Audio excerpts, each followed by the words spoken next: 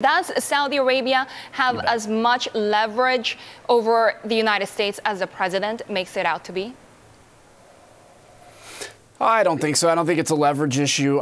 This is one of those I chalk up to, what I have to say, unfortunately, too many times, which is right policy, wrong words. This is a terrible, tragic event.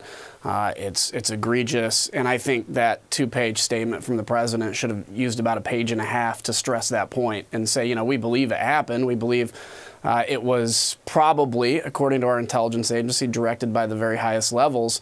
However, and the thing is, when you look at a terrible area, as Mike Pompeo said, and you see what's going on in Syria, you see the alternative to Saudi Arabia is Iran, who's responsible for 500,000 Syrian deaths as they back Bashar al-Assad, and Russia. You take into account that they've killed journalists in Moscow, political opposition, poisoned in the UK.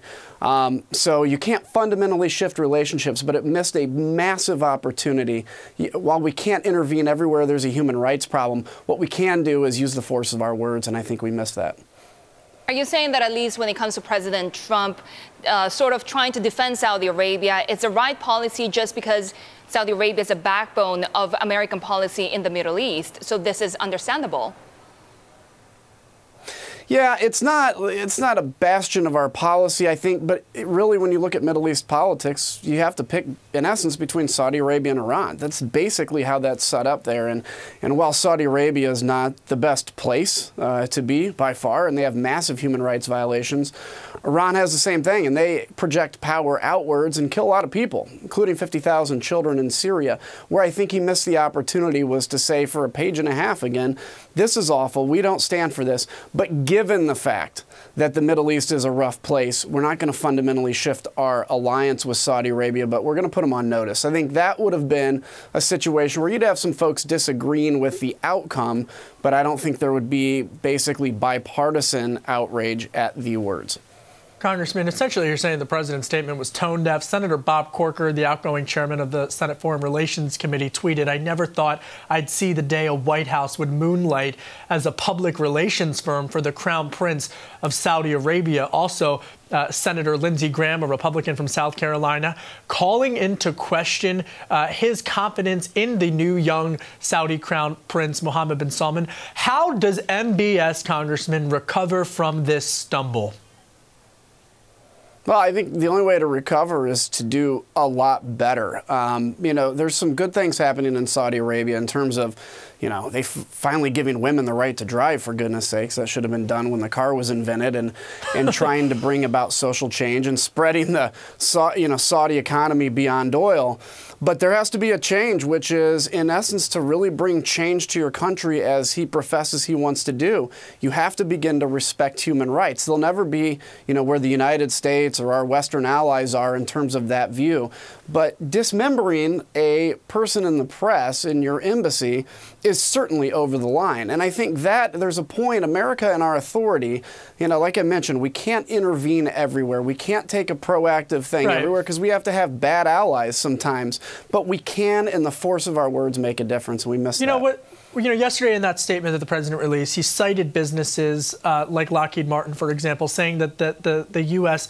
Ties with Saudi Arabia would help lead to jobs here domestically. But did the president make a mistake? And I don't want to, in not really fully embracing the messaging coming out of the intelligence community, Congressman, that essentially does implicate MBS in the killing of Jamal Khashoggi?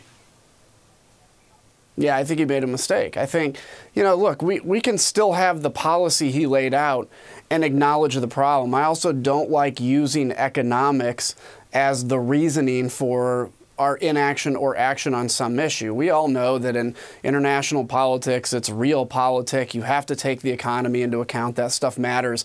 But it also really matters in how we talk about it. And it's not diplomatic speak. It's not, just trying to sound good. It's saying that we hold these values to be dear to us. We hold them close to us. And if we lose that moral authority, then when Russia does what they do inevitably, or when you see human rights violations in Africa or other parts of the world, it takes away our ability to have an impact with our words because they just point and say, well, what about Saudi Arabia? So again, while I think the policy is correct, there's no good answers in this situation.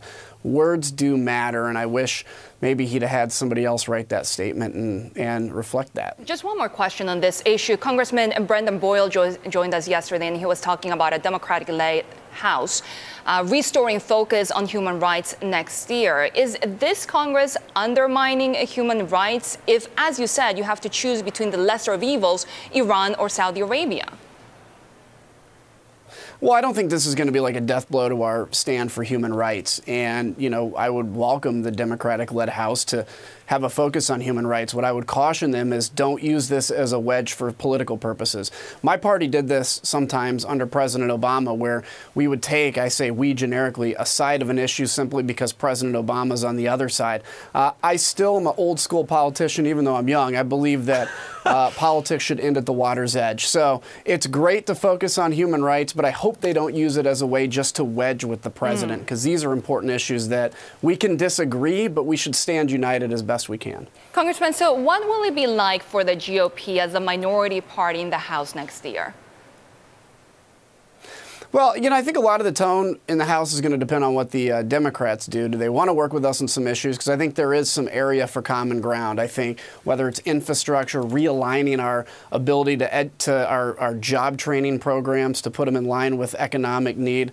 I think there's a lot of areas we can, probably at the first half of the 2 years, because then it turns into just politics. But I think our job, frankly, this will be my first time in the minority.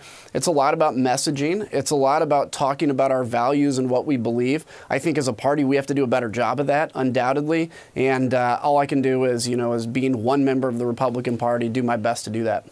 Congressman, I want to switch gears just with regards to Venezuela. There's been some reports that the administration might argue that Venezuela is a sponsor to terrorism. Do you agree with that notion? I mean, and what, I guess, do you think the strategy should be for the administration standpoint with the Maduro regime? Well, I think there needs to be a ratcheting up of pressure as best we can, if that means labeling them a state sponsor of terror, because there's a lot of things that come after that, including arms control, et cetera. Then I'm all for it. I mean, there is an oppressed group, basically an oppressed country in Venezuela, very good people. And it's not just an issue of looking in and being sad about what's happening and the starvation and the out-of-control inflation. It's also a reality that we've ignored our hemisphere for a long time. And these things in Venezuela, or whether it's Nicaragua or some of the other areas that are challenged, can affect us. We can see rush to the border. We can see destabilization of our allies like in Colombia. So I would support the administration doing anything and everything to increase pressure on the regime. And while there is a short-term pain with it, and we have to be compassionate about that, this dictator will stay in place without that pressure. And that is long-term the worst thing that can happen. Does that pressure include additional sanctions? Yeah, I think additional sanctions. I think, obviously any tool we have economically, diplomatically, informationally, and even militarily. I'm not calling for intervention, but I think, the ability to have intelligence, surveillance, reconnaissance, those kinds of things that feed the information side of it is extremely important.